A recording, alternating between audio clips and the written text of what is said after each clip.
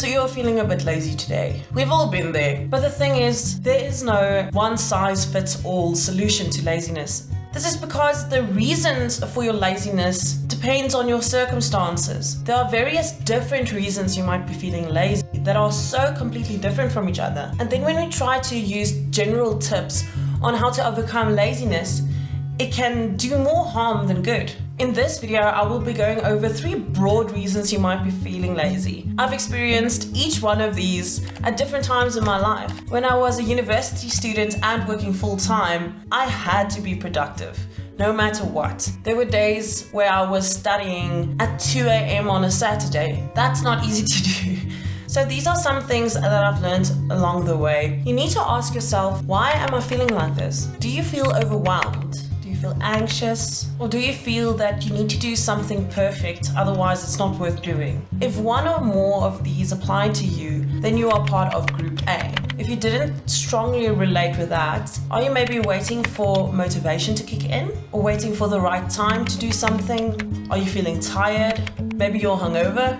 That's where I was yesterday. Then you belong to Group B. Remember, you're sometimes going to be in Group A, sometimes you're going to be in Group B.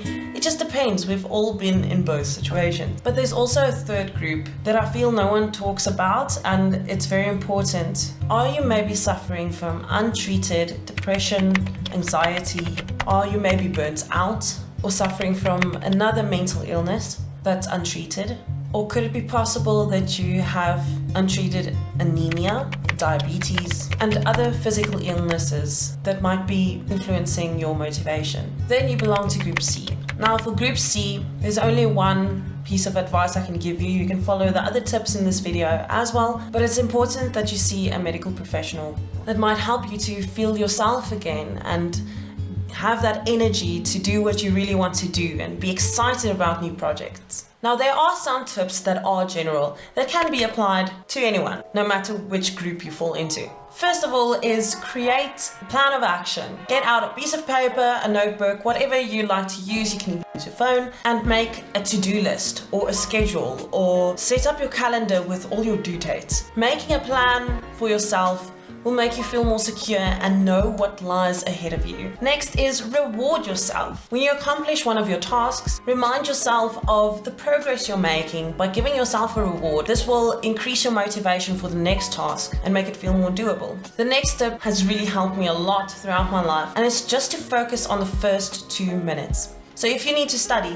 think to yourself, I'm going to study for 2 minutes, but you can't just say, I'm just going to study for 2 minutes and then you're sitting there looking at your textbook. You have to think to yourself, I'm going to study or work or exercise to the best of my ability for 2 minutes. Usually starting the task is harder than actually doing the task. So if you force yourself to just push for 2 minutes, you'll probably feel motivated to do more than that. Next is you need to make it easy for yourself to get started. Create an environment where it's easy to start working. So if you like working at a desk, for example, make sure that your desk is clean, you have all the stuff you need, all your stationery is ready, all your books are ready, you are ready to get started. If you've got a messy desk and you need to constantly interrupt your sessions by finding something, it's going to make you a lot less productive and you're not going to get into the groove of it, you know? Similarly, you have to make it hard to be distracted. You can do this by putting away your phone or at least just muting your phone from notifications. I know when I'm working and I hear that I get a message or a notification,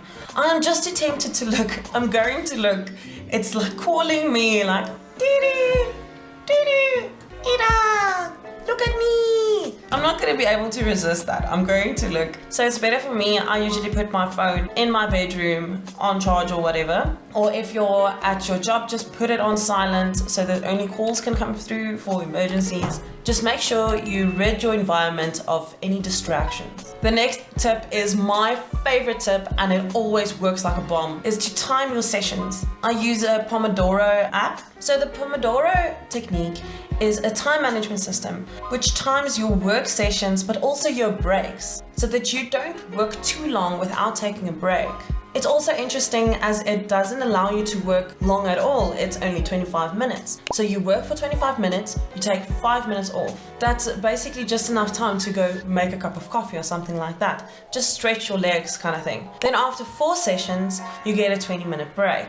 Now this technique worked wonders for me, as I don't know if you can relate, but I would work for 2 hours straight and then I take a break, and then when I come back I'm just tired, and then the whole day I work a little, break a little, I'm on my phone while I'm working kind of thing, because I pushed myself so hard at the beginning of the day that I feel demotivated for the rest of the day. This technique forces me to spread the work out and pace myself throughout the day. So you can see that if you're part of group A, this will help force you to take breaks and breathers and not push yourself so hard that you become lazy and feel overwhelmed.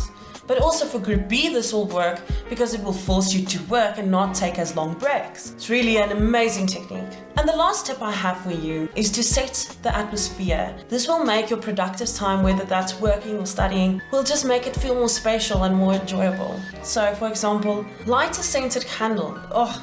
Makes the world's difference. Put on some soft background music. I love listening to lo-fi music when I'm studying because there's no lyrics to distract me. Wear something comfortable. Make sure you have a nice cup of coffee or tea or little snacks that you can eat throughout your session. Try to make the atmosphere of the whole session just a bit more enjoyable. Now, when it comes to specifically advice for Group A or Group B, I was contemplating putting it all into one video, but then I realized the tone is going to be completely different. So I will be posting 2 videos after this, and I will put them in the cards if they are out already. So if you form part of Group A, watch my next video on what to do when you don't feel like doing anything. And if you fall part of Group B, you want to watch my next video on how to stop being lazy and be awesome instead. I hope you enjoyed this video and found it useful, and I will catch you on the flip side. Please give this video a like. It really helps this channel and helps YouTube see that people are enjoying this video. That's all from me. Bye!